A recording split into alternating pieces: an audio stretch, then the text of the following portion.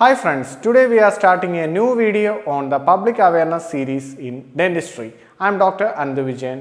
Today we will be taking the topic on interdental brushes. This interdental brushes is one of the important tools that is being used in dentistry for cleaning the areas that is in between the tooth. So it is mainly prescribed for patients who are complaining of deposition of food in between the tooth. These interdental brushes are cylindrical brushes with a handle, and the size of the brush can vary from small to large diameter.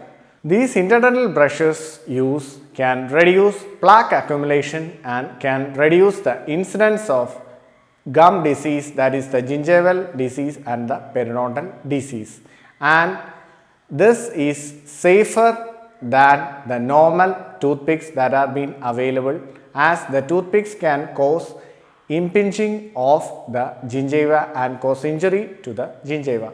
The important thing to be noted with the interdental brush is that it should be changed once it is worn out. So now we are moving on to the demonstration of how to use this interdental brush.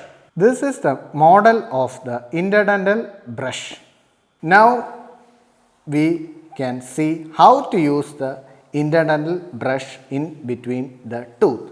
This model shows the upper tooth model, and we can see the interdental brush is being inserted into the interproximal spaces, and it is moved back and forth between the tooth with short strokes. So this process is done for all the interdental spaces, and mainly it is done for the posterior tooth to remove the food accumulation. Hope you have an understanding of the interdental brush and its use.